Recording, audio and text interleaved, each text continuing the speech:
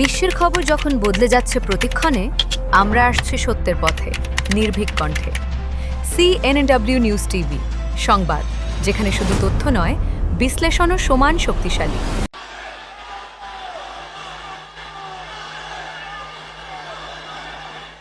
বিসমিল্লাহির রহমানির রহিম।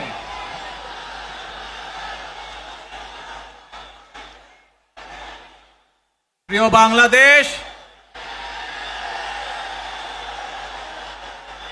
উপস্থিত প্রিয় মুরব্বীবর্গ, মঞ্চে উপস্থিত জাতীয় নেতৃবৃন্দ, আমার সামনে উপস্থিত প্রিয় ভাই ও বোনেরা এবং মিডিয়ার মাধ্যমে সমগ্র বাংলাদেশ থেকে যারা দেখছেন এই অনুষ্ঠান, প্রিয় ভাই বোনেরা, প্রিয় মা বোনেরা, আসসালামু আলাইকুম। প্রিয় ভাই বোনেরা, আজ প্রথমেই আমি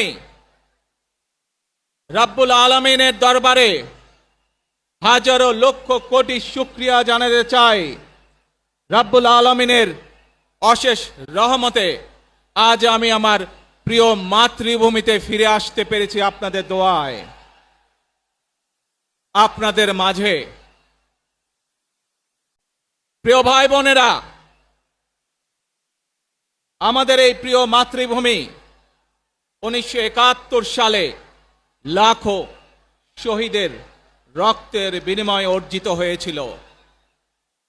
ঠিক একইভাবে 75-এ আবার 7ই নভেম্বর আধিপত্যবাদীদের হাত থেকে রক্ষার জন্য সেদিন সিপাহী জনতার বিপ্লবের মাধ্যমে আধিপত্যবাদের হাত থেকে দেশকে রক্ষা করা হয়েছিল। একইভাবে পরবর্তীতে 90-এর স্বৈরাচারের বিরুদ্ধে এদেশের জনগণ, এদেশের খেটে খাওয়া মানুষ তাদের গণতান্ত্রিক অধিকারকে ছিনিয়ে এনেছিল। কিন্তু তারপরেও ষড়যন্ত্রকারীদের ষড়যন্ত্র থেমে থাকেনি।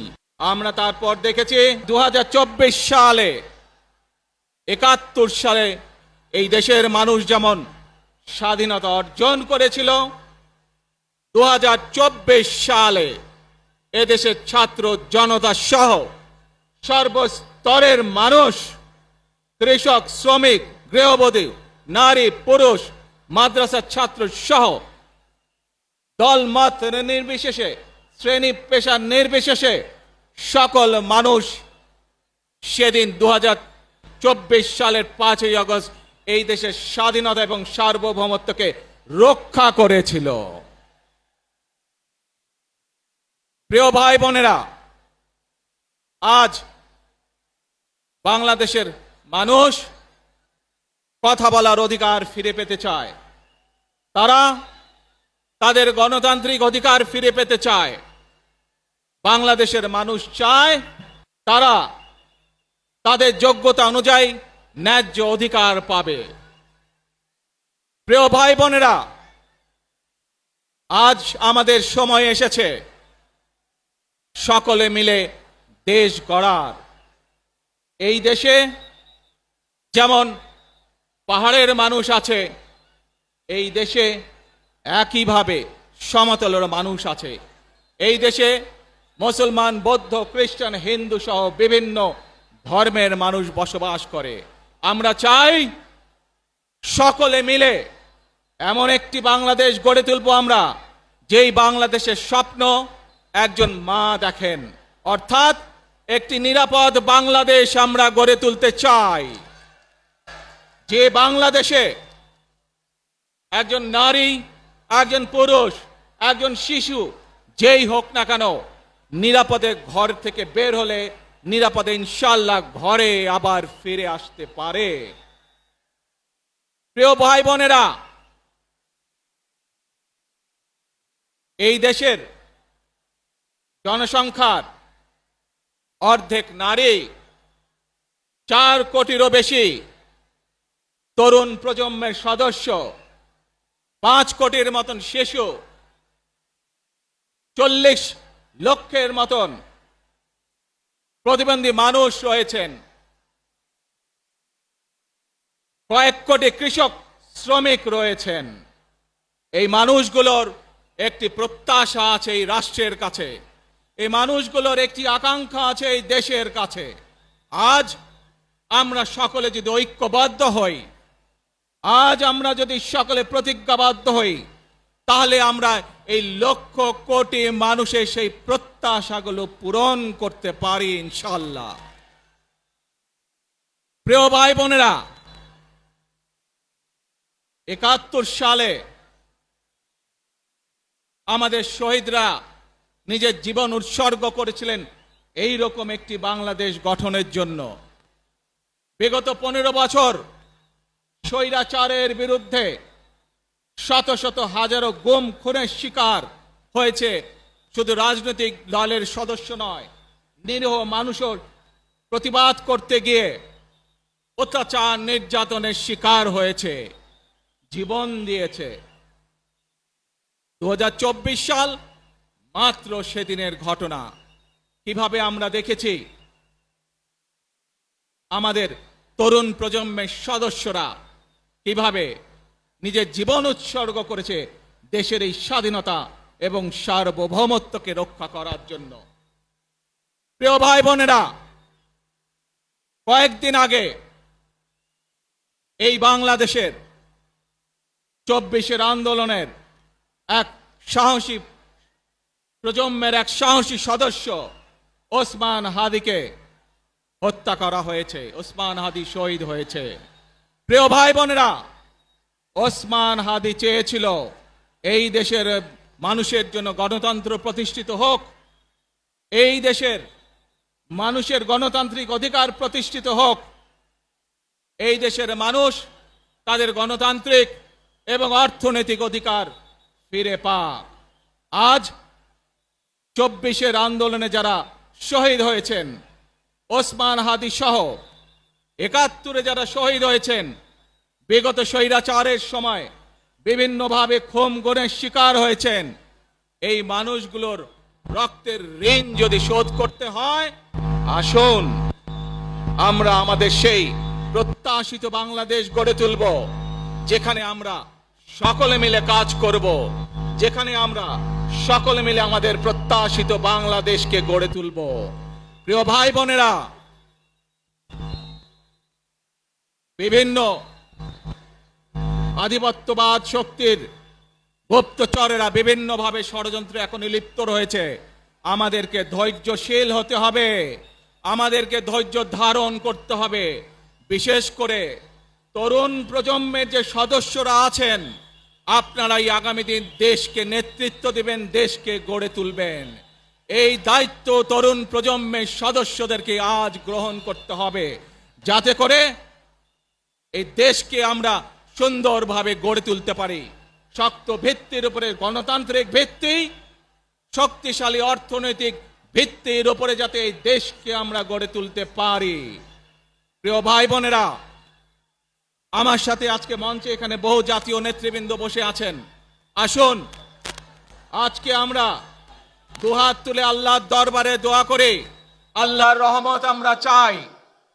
যে সকল জাতীয় নেতৃবৃন্দ এই মঞ্চে আছেন, মঞ্চের বাইরে যে সকল জাতীয় আরো নেতৃবৃন্দ আছেন, আমরা সকলে মিলে এই দেশকে নেতৃত্ব দিয়ে আমাদের বাংলাদেশের জনগণের প্রত্যাশিত সেই বাংলাদেশকে আমরা গড়ে তুলতে চাই। আমাদেরকে যে কোনো মূল্যে আমাদেরকে এই দেশের শান্তি শৃঙ্খলা রক্ষা করতে হবে। যে কোনো উস্কানির মুখে আমাদেরকে ধীর শান্ত থাকতে হবে। প্রিয় ভাই বোনেরা, আমরা দেশের শান্তি চাই, আমরা দেশের শান্তি চাই, আমরা দেশের শান্তি চাই। প্রিয় ভাই বোনেরা, মার্টিন লুথার কিং নাম শুনেছেন না আপনারা? নাম শুনেছেন তো আপনারা? মার্টিন লুথার কিং, তার একটি বিখ্যাত ডায়লগ আছে, আই হ্যাভ এ ড্রিম। আজ এই বাংলাদেশের মাটিতে দাঁড়িয়ে আপনাদের সকলের সামনে আমি বলতে চাই, বাংলাদেশ জাতীয়তাবাদী দলের একজন সদস্য হিসাবে আপনাদের সামনে আমি বলতে চাই, I have a plan for the people of my country, for my country. আজ এই পরিকল্পনা দেশের মানুষের স্বার্থে, দেশের উন্নয়নের জন্য, দেশের মানুষের ভাগ্যের পরিবর্তনের জন্য যদি সেই প্ল্যান, সেই কার্যক্রম, সেই পরিকল্পনাকে বাস্তবায়ন করতে হয়, প্রিয় ভাই বোনেরা, এই জনসমুদ্রে যত মানুষ উপস্থিত আছেন, এই সারা বাংলাদেশে গণতন্ত্রের শক্তি যত মানুষ উপস্থিত আছেন, প্রত্যেকটি মানুষের সহযোগিতা আমার লাগবে। প্রত্যেকটি মানুষের সহযোগিতা আমাদের লাগবে। আপনারা যদি আমাদের পাশে থাকেন, আপনারা যদি আমাদেরকে সহযোগিতা করেন, ইনশাআল্লাহ আমরা আই হ্যাভ এ প্ল্যান বাস্তবায়ন করতে সক্ষম হব। আসুন আমরা আল্লাহ রব্বুল আলামিনের দরবারে হাত তুলে প্রার্থনা করি, আমরা জানো হে রব্বুল আলামিন, হে একমাত্র মালিক, হে একমাত্র পরওয়ারদিগার, হে একমাত্র রহমত দানকারী, হে একমাত্র সাহায্যকারী, আজ আপনি যদি আমাদেরকে রহমত দেন, তাহলে আমরা এই দেশের মানুষ কঠোর পরিশ্রম করার মাধ্যমে আমাদের প্রত্যাশিত বাংলাদেশকে গড়ে তুলতে পারবো। আজ যদি আল্লাহর রহমত এই দেশ এবং এই দেশের মানুষের পক্ষে থাকে, আল্লাহর সাহায্য, আল্লাহর দয়া এই দেশের মানুষের উপরে, এই দেশের উপরে থাকে, ইনশাআল্লাহ আমরা আমাদের প্রত্যাশিত বাংলাদেশ গড়ে তুলতে সক্ষম হব। প্রিয় ভাই বোনেরা, আজ আসুন আমরা সকলে মিলে প্রতিজ্ঞা করি, যে ইনশাআল্লাহ আগামী দিনে দেশ পরিচালনার দায়িত্বে যারা আসবে, আমরা সকলে নবী করিম সাল্লাল্লাহু আলাইহি সাল্লামের যে ন্যায়পরায়ণতা, সেই ন্যায়পরায়ণতার আলোকে আমরা দেশ পরিচালনার সর্বোচ্চ চেষ্টা করব। প্রিয় ভাই বোনেরা, আজ আপনারা জানেন এখান থেকে আমি আমার মা দেশনেত্রী খালেদা জিয়ার কাছে যাব। একটি মানুষ, যে মানুষটি এই দেশের মাটি, এই দেশের মানুষকে নিজের জীবনের থেকেও বেশি ভালোবেসেছেন, তার সাথে কি হয়েছে আপনারা প্রত্যেকটি মানুষ সে সম্পর্কে অবগত আছেন। সন্তান হিসাবে আপনাদের কাছে আমি চাইবো, আজ আল্লাহর দরবারে আপনারা দোয়া করবেন, যাতে আল্লাহ ওনাকে তৌফিক দেন, উনি যাতে সুস্থ হতে পারেন। প্রিয় ভাই বোনেরা, সন্তান হিসাবে আমার মন আমার মায়ের বিছানার পাশে পড়ে আছে সেই হাসপাতালের ঘরে, কিন্তু সেই মানুষটি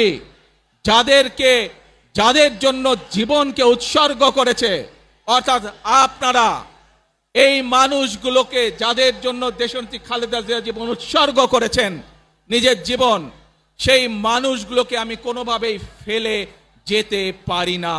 এবং সেজন্যই আজ হাসপাতালে যাবার আগে আপনাদের প্রতি সহ টেলিভিশনগুলোর মাধ্যমে যারা সমগ্র বাংলাদেশে আমাকে দেখছেন, আপনাদের সকলের কাছে কৃতজ্ঞতা প্রকাশ করার জন্য আজ আমি এখানে দাঁড়িয়েছি আপনাদের সামনে। প্রিয় ভাই বোনেরা, আসুন আমাদেরকে আজকে নিশ্চিত করতে হবে, আমরা যে ধর্মের মানুষ হই, আমরা যে শ্রেণীর মানুষ হই, আমরা যে দলেরই রাজনৈতিক দলের সদস্য হই অথবা একজন নির্দলীয় ব্যক্তি হই, আমাদেরকে নিশ্চিত করতে হবে যে কোনো মূল্যে আমরা আমাদের এই দেশের শান্তি শৃঙ্খলাকে ধরে রাখতে হবে। যে কোনো মূল্যে যে কোনো বিশৃঙ্খলাকে পরিত্যাগ করতে হবে। যে কোনো মূল্যে আমাদেরকে নিশ্চিত করতে হবে যাতে মানুষ নিরাপদ থাকতে পারে। শিশু হোক, নারী হোক, পুরুষ হোক, যে কোনো বয়স, যে কোনো শ্রেণী, যে কোনো পেশা, যে কোনো ধর্মের মানুষ যেন নিরাপদ থাকে, এই হোক আমাদের চাওয়া আজকে। প্রিয় ভাই বোনেরা, আসুন। প্রিয় ভাই বোনেরা, সবাই মিলে আজ আমরা প্রতিজ্ঞাবদ্ধ হই, সবাই মিলে করব কাজ। জোরে আরো, সবাই মিলে করব কাজ, কর্মমোদের বাংলাদেশ। ইনশাআল্লাহ আপনাদের সকলের কাছে দোয়া আছে, আবারও সকলকে যে কোনো মূল্যে দেশে শান্তি শৃঙ্খলা রক্ষার আহ্বান জানিয়ে যে কোনো বিশৃঙ্খলাকে পরিহার করে ধৈর্যের সাথে মোকাবেলা করার আহ্বান জানিয়ে আমার বক্তব্য শেষ করছি। আবারও আপনাদের কাছে কৃতজ্ঞতা প্রকাশ করছি আজকে আমাকে এইভাবে বরণ করে নেওয়ার জন্য। আল্লাহ হাফেজ। বাংলাদেশ জিন্দাবাদ, বাংলাদেশ জাতীয়তাবাদী দল জিন্দাবাদ। আসসালামু আলাইকুম।